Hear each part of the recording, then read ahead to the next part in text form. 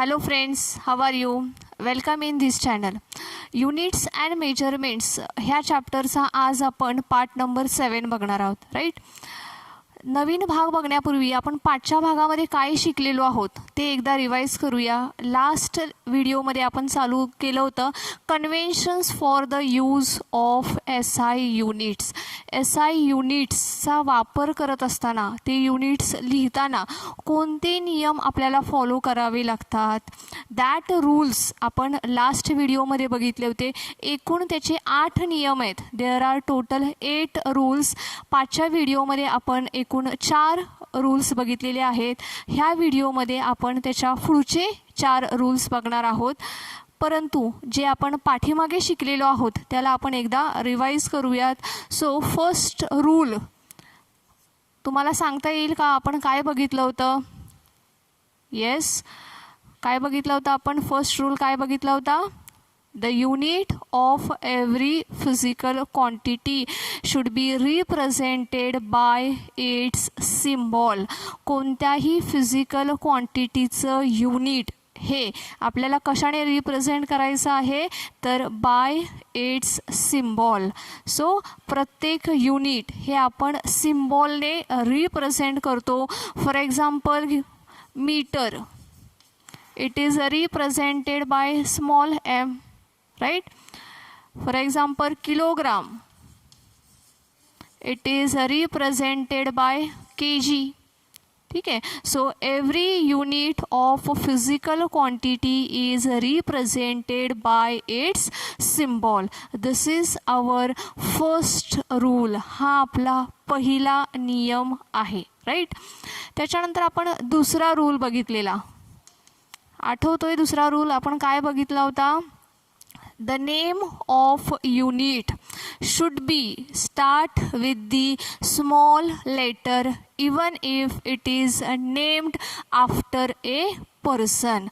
प्रत्येक युनिटचं नाव, ठीक आहे, प्रत्येक युनिटचं नाव त्याची सुरुवात ही स्मॉल लेटरने करायची आहे, right. Even if it is named after a person. जरी ते युनिट एखाद्या व्यक्तीच्या नावावरून असेल तरी देखील आपण त्याची सुरुवात कशी करणार आहोत? तर स्मॉल लेटरने करणार आहोत. आता हे वरचे जे आहेत ते मी पुन्हा लिहित नाही बघा. मीटर, किलोग्राम, सुरुवात कशी आहे? स्मॉल लेटरने आहे, ठीक आहे. एखादं असं युनिट की ज्या युनिटचं नाव हे व्यक्तीच्या नावावरून आलेलं आहे. फॉर एक्झाम्पल न्यूटन,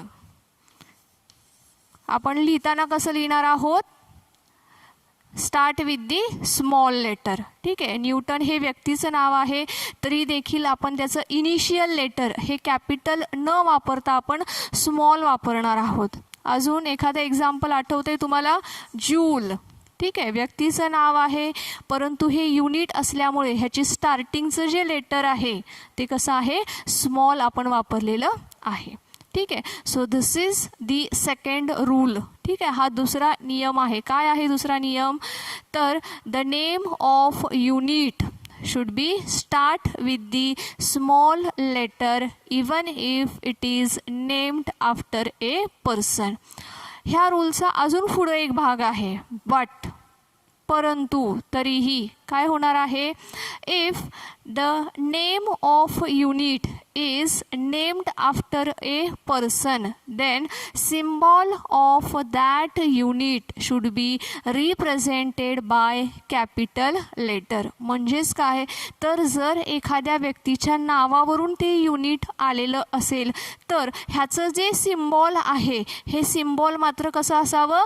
तर कॅपिटल लेटरमध्ये असावं. फॉर एक्झाम्पल न्यूटन आहे तर त्याचा सिम्बॉल हा कॅपिटल N असेल. जूल आहे तर ह्याचा सिम्बॉल कॅपिटल J असेल, ठीक आहे. वोल्ट आहे तर त्याचा सिम्बॉल कॅपिटल V असेल. ॲम्पियर आहे तर त्याचा सिम्बॉल कॅपिटल A असेल, ठीक आहे. तर हा जो रूल आहे हा कोणासाठी आहे? फक्त the units named after a person, ठीक आहे.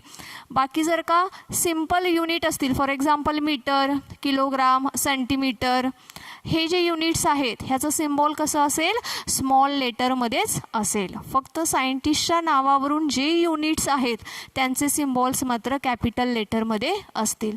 तर हा आहे तुमचा सेकंड रूल. त्याच्यानंतर थर्ड रूल आठवतोय, the units of physical quantity should not be expressed in plural form. ठीक आहे, प्लुरल फॉर्ममध्ये आपल्याला युनिट्स एक्सप्रेस करायचे नाहीत.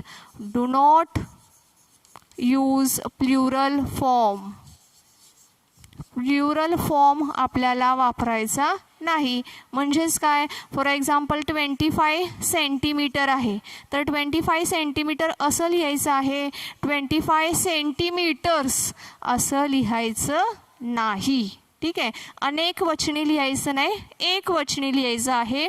The unit should be expressed in a singular form, not in a plural form. आपल्याला हे singular फॉर्ममध्ये एक्सप्रेस करायचे आहेत, प्लुरल फॉर्ममध्ये एक्सप्रेस करायचे नाहीत. ठीक आहे, त्याच्यानंतर अजून एक रूल आपण बघितला होता, फोर्थ रूल आठवतोय, do not use full stop after किंवा at the end of the recommended letter. ठीक आहे, सिम्बॉल संपल्यानंतर किंवा सिम्बॉल लिहिल्यानंतर तुम्हाला फुल स्टॉप द्यायचा नाही आहे.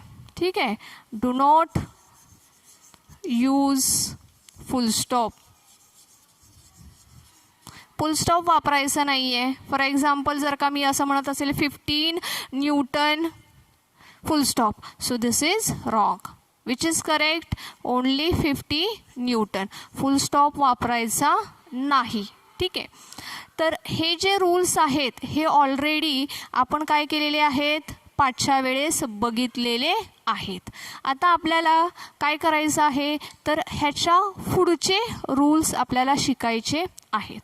तर नेक्स्ट रूल आपल्याला बघायचा आहे, the physical quantity in which numerator and denominator should be expressed in a 1 ratio. ठीक आहे, 1 ratio फिजिकल क्वांटिटी आहे. ठीक आहे, तर फिजिकल क्वांटिटीमध्ये एक टर्म न्यूमरेटरमध्ये आहे, एक टर्म डिनॉमिनेटरमध्ये आहे. तर हे एक्सप्रेस करत असताना we have to use only 1 ratio. For example कसं सांगता येईल आपल्याला, तर 1 मीटर पर सेकंड स्क्वेअर असं आहे. Right, metre per second square आहे. तर हे आपण असं लिहायचं आहे. जर का आपण असं लिहिलं metre per second, so that is wrong. ठीक आहे, हे काय आहे, चुकीचं आहे. आपल्याला काय करायचं आहे, न्यूमरेटर आणि डिनॉमिनेटर हे जर का युनिट्समध्ये असतील तर ते आपल्याला एकाच रेशोमध्ये दाखवायचे आहेत. ठीक आहे, the unit of physical quantity in numerator and denominator should be expressed किंवा should be return in a 1 ratio. एकाच रेशोमध्ये आपल्याला ते लिहायचे आहेत. फॉर एक्झाम्पल ॲक्सलरेशनचं युनिट आहे मीटर पर सेकंड स्क्वेअर. ठीक आहे, सो मीटर पर सेकंड असं जो फॉर्म आहे हा चुकीचा फॉर्म आहे. आपल्याला कसं लिहायला पाहिजे, तर मीटर पर सेकंड स्क्वेअर अशा पद्धतीने आपल्याला लिहिणं अपेक्षित आहे. एकाच रेशोमध्ये आपल्याला ते लिहायचं आहे. राईट, त्याच्यानंतर आपल्याला नेक्स्ट बघायचं आहे रूल. तर नेक्स्ट रूल आपल्याला काय सांगतोय, do not use the combination of unit and symbol. ठीक आहे, आपल्याला काय करायचं नाही आहे, कॉम्बिनेशन वापरायचं नाही आहे. कशाचं कॉम्बिनेशन वापरायचं नाही, तर युनिट आणि joule, unit and it's symbol. For example आपण एक्झाम्पल घेऊया, जूल पर केजी. ठीक आहे, आता ह्याच्यामध्ये काय केलं आहे बघा, मी इथं काय घेतलं आहे, युनिटचं नाव घेतलं आहे. ठीक आहे, जूल हे काय आहे, युनिटचं नाव आहे. पर केजी काय आहे, सिम्बॉल आहे. राईट, सो हे आपल्याला अवॉइड करायचं आहे. आपण काय करू शकतो, एक तर तुम्ही दोन्ही युनिट्स वापरा किंवा दोन्ही काय करा, सिम्बॉल वापरा. ठीक आहे. So this is wrong method. आपल्याला कसं लिहिणं अपेक्षित आहे, असं लिहा, जूल पर किलोग्राम. ठीक आहे. किंवा अजून कसं तुम्ही लिहू शकता, फक्त सिम्बॉल वापरा, जूल पर केजी. ठीक आहे. So this is the correct form, this is also correct form. लक्षात येते सर्वांच्या कसं वापरलेलं आहे आपण. Do avoid the combination of unit and symbol. आपल्याला युनिटचं नाव आणि त्याचं सिम्बॉल हे जे कॉम्बिनेशन आहे, हे कॉम्बिनेशन आपल्याला काय करायचं आहे, अवॉइड करायचं आहे. ठीक आहे. आपण कसं वापरू शकतो, एक तर दोन्ही युनिटची नावं वापरा, जूल पर किलोग्राम, किंवा दोघांचेही तुम्ही काय करा, सिम्बॉल्स वापरा, जूल पर केजी. ठीक आहे. आता ह्याच्यामध्ये पण we have to mostly prefer, आपल्याला जास्तीत जास्त प्रेफर काय करायचं आहे, हे करायचं आहे प्रेफर जूल पर केजी. का? कारण की आपला पहिला नियम आपल्याला सांगतोय, काय सांगतोय पहिला नियम आपल्याला, use the symbols of every physical quantities units. प्रत्येक फिजिकल क्वांटिटीचं जे युनिट आहे त्याचं आपल्याला काय करायचं आहे, सिम्बॉल वापरायचं आहे. ठीक आहे. काय करायचं आहे आपल्याला, प्रत्येक युनिटचं सिम्बॉल वापरायचं आहे. सो पहिला नियम हा असल्यामुळे इट इज मोर ॲक्युरेट. हे काय आहे, मोर ॲक्युरेट आहे. दिस इज ऑल्सो करेक्ट, हे देखील करेक्ट आहे. परंतु आपल्याला प्रेफर काय करायचं आहे, तर जूल पर केजी, कॅपिटल जे पर केजी, हे आपल्याला प्रेफर करायचं आहे. ठीक आहे. Now students, let us see the next rule, that is we have to use prefix. आपल्याला काय करायचं आहेत, प्रफिक्स यूज करायचे आहेत बिफोर दी सिम्बॉल. सिम्बॉलच्या अगोदर आपल्याला काय करायचे आहेत, प्रफिक्स यूज करायचे आहेत. So use the prefix before symbol. सिम्बॉलच्या अगोदर आपल्याला काय करायचे आहेत, प्रफिक्स यूज करायचे आहेत. ठीक आहे. तर आपल्याला प्रेफिक्स बघायचे आहेत, कोणकोणते प्रेफिक्स आहेत ते बघूयात आपण पहिल्यांदा इथे.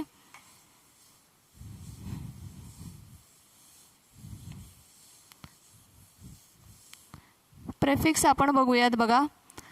1 मिली सेकंड. 1 मिली सेकंड म्हणजे 1 milli second is equals to आहे 10⁻³ second. So this is the prefix. ठीक आहे. हे काय झालं, युनिट. सो युनिटच्या अगोदर आपल्याला प्रेफिक्स वापरायचं आहे, right. 1 micro second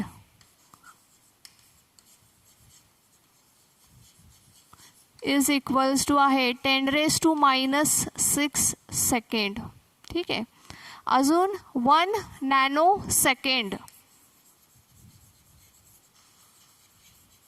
which is equals to 10⁻⁹ second. So 1 milli second म्हणजे 10⁻³ second. 1 micro second means 10⁻⁶ second. 1 nano second म्हणजे 10⁻⁹ सेकंड. ठीक आहे. सो हे जे प्रफिक्स आहेत बघा कसे आहेत, सिम्बॉलच्या अगोदर आहेत. So we have to use the prefix before the symbol. आता ह्याच्यामध्ये पण रूल आहे, avoid the double prefix. Avoid the double prefix if the single prefix is available. जर का एक सिंगल प्रफिक्स अवेलेबल असेल तर डबल प्रफिक्स यूज करू नका. फॉर एक्झाम्पल काय, 1 मिली सेकंड म्हणजेच काय होणार आहे, 1 मिली सेकंड म्हणजे किती आहे, 10⁻⁻3. अजून 1 मिली सेकंड म्हणजे 10⁻⁻3 म्हणजेच काय होईल, 10⁻⁶ सेकंड होईल. म्हणजेच काय होईल, 1 मायक्रो सेकंड. ठीक आहे. तर जर का हे मायक्रो सेकंड हा सिंगल प्रेफिक्स अवेलेबल आहे आपल्याकडे, तर मग हे 2 डबल प्रेफिक्स यूज करण्याची आवश्यकता नाही. तर आपल्याला हे असे डबल प्रेफिक्स ज्या ठिकाणी असतील ते आपल्याला काय करायचे आहेत, अवॉइड करायचे आहेत, ते आपल्याला टाळायचे आहेत. आणि आपल्याला काय करायचं आहे, फक्त सिंगल प्रेफिक्स वापरायचा आहे. असंच अजून कोणाचं करू शकतो आपण बघा 1 मिली मायक्रो सेकंड. आता मिली म्हणजे किती 10⁻³ मायक्रो म्हणजे किती 10⁻⁶. मग ह्यांच्यापासून मिळून काय तयार होतोय तर 1 नॅनो सेकंड 10⁻⁹. ठीक आहे. तर मग हे डबल प्रेफिक्स मी का यूज करावेत जर का माझ्याकडं हा सिंगल प्रेफिक्स आहे अवेलेबल तर. So avoid the double prefix if the single prefix is available. जर का सिंगल प्रेफिक्स हा अवेलेबल असेल तर डबल प्रेफिक्स तुम्ही वापरू नका. ठीक आहे. तर हा झाला आपला 7th रूल. त्याच्यानंतर rule number 8 use space or hyphen. Use space or hyphen. Use space or hyphen in the multiplication of 2 units. ठीक आहे. ज्या वेळेस 2 युनिट्स आपल्याला मल्टिप्लिकेशन दाखवायचं आहे to represent the multiplication of 2 units use space or hyphen. ठीक आहे. ज्या ठिकाणी 2 युनिट्सचं मल्टिप्लिकेशन आहे तर हे मल्टिप्लिकेशन दाखवण्यासाठी आपल्याला काय करायचं आहे तर आपल्याला स्पेस ऑर हायफनचा यूज करायचा आहे. फॉर एक्झाम्पल वेलॉसिटीचं युनिट आहे मीटर पर सेकंड. ठीक आहे. तर हेच स्पेसने आपण दाखवू शकतो. कसं दाखवू शकतो मीटर थोडासा स्पेस ठेवायचा (10⁻⁻1 पर सेकंड आहे ना. सेकंड हा कुठं आहे तर डिनॉमिनेटरमध्ये आहे म्हणून मग (10⁻⁻1). सो हा इथं आपण स्पेस वापरलेला आहे राईट. किंवा आपण काय करू शकतो हायफन वापरू शकतो. म्हणजेच काय करायचं आहे metre dash second (10⁻⁻1). So we have to use the space or hyphen in multiplication of the 2 units. आता हे 2 युनिट्सचं काय आहे मल्टिप्लिकेशन आहे. कसं m/1/2 आहे. ठीक आहे. कोणाचं मल्टिप्लिकेशन आहे m/1/2 मल्टिप्लिकेशन आहे. सो ते मल्टिप्लिकेशन दाखवत असताना आपल्याला स्पेस किंवा हायफनचा वापर करायचा आहे. सो हे काय झालेलं आहे तुमचा शेवटचा रूल आहे राईट. पाठच्या व्हिडिओमध्ये आपण एकूण 4 रूल बघितलेले आहेत. त्याच्या पुढचे रूल आपण आजच्या व्हिडिओमध्ये बघितलेले आहेत. मी त्यांना एकदा रिवाईज करते. बघा आपण 5th वाला रूल बघितलेला the unit of physical quantity in numerator and denominator return should be return in a 1 ratio. Unit जर का न्यूमरेटर आणि डिनॉमिनेटरमध्ये असेल तर ते सेपरेटली लिहायचे नाही आहेत. तर आपल्याला काय करायचं आहे त्यांचा एक फक्त सिंगल रेशो दाखवायचा आहे. ॲक्सलरेशनचं आपण एक्झाम्पल घेतलं आहे बघा मीटर पर सेकंड स्क्वेअर अशा पद्धतीने लिहायचं आहे. मीटर पर सेकंड ही चुकीची मेथड आहे कारण की ह्याच्यामध्ये एक रेशो नाही एकापेक्षा जास्त रेशो येतात. So this is wrong. आपल्याला फक्त एक रेशो वापरायचा आहे. त्याच्यानंतर रूल नंबर 6 आपण बघितलेला आहे युनिट्सचं नाव आणि सिम्बॉल ह्यांचं आपल्याला कॉम्बिनेशन अवॉइड करायचं आहे. ठीक आहे. आपण एक तर काय करणार आहोत युनिट्सचे दोन्ही नावं वापरायची आहेत किंवा काय करायचे आहेत त्याचे सिम्बॉल वापरायचे आहेत. त्याच्यामध्ये पण सिम्बॉल आपल्याला मोस्ट प्रेफर करायचे आहेत कारण की आपला फर्स्ट रूल तसा आपल्याला सांगत आहे राईट. त्याच्यानंतर 7th रूल आहे use prefix before the symbol. सिम्बॉलच्या अगोदर प्रेफिक्स वापरायचे आहेत. बघा इथे आपण काही प्रेफिक्स बघितले आहेत 1 millisecond microsecond nanosecond 10⁻³ second 10⁻�6 second. So this is prefix this is symbol. सिम्बॉलच्या अगोदर आपल्याला प्रेफिक्स वापरायचं आहे. आता ह्याच्यामध्ये पण त्यांनी कंडिशन्स आपल्याला दिलेली आहेत. काय कंडिशन दिलेली आहे तर avoid the use of double prefix if the single prefix is available.